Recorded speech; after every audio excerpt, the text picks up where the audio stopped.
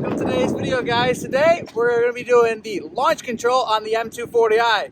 Got a little bit of snow covered here, some awesome donuts, but let's see how this thing handles with traction and some launch control. All right, guys, so we're going to get into the launch control on the M240i. I also have my girlfriend Teresa here, so we're going to see what her reaction is to the launch control. She always gets butterflies in her stomach whenever we take off, so we'll see how much extra this launch control is. One cool thing that I'm going to be using for you guys so you can get a cool analytics on this video is the M lap timer. If you guys have a BMW but you're unfamiliar with the lap timer, it's a cool function BMW puts in there. You download an app from the App Store and then you can set your phone to record through the app and it will overlay the vehicle's information onto your video. So wait until I have recorded that video and you guys can see all the stats like the RPM, the speed that you're going. All that is very cool to see and you guys will get to see it in the reaction for when I do the launch. I'll do it recording through that app. All right, before we actually do the launch, let's show you guys how to put your car into the launch control mode.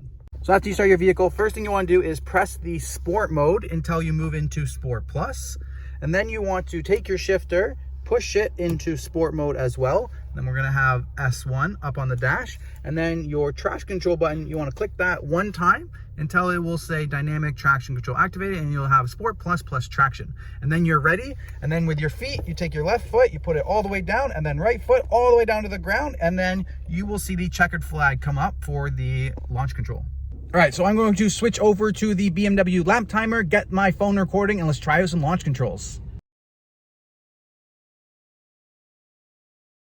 All right, guys, so as you can see, we are now recording through the M lap timer app. You can see the speed stuff that's around here. I'm not sure exactly where it is on the screen. So let's do the launch control, and you guys can see our reactions. Woohoo!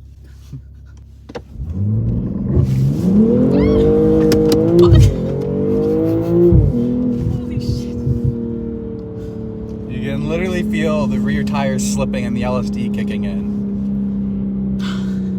Do you get butterflies? No. Not at all? No. Holy, my stomach like feels like it's gonna come out of my throat.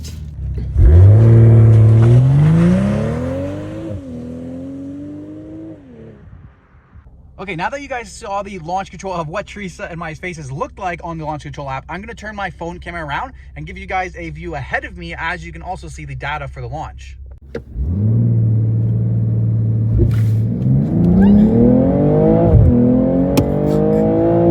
When I made the launch control video on my TikTok, one of my commenters mentioned I should let the boost build up for the turbo before I launch it. So this time I'm gonna hold it a little bit longer and see if I can watch that boost gauge creep up before I launch the car.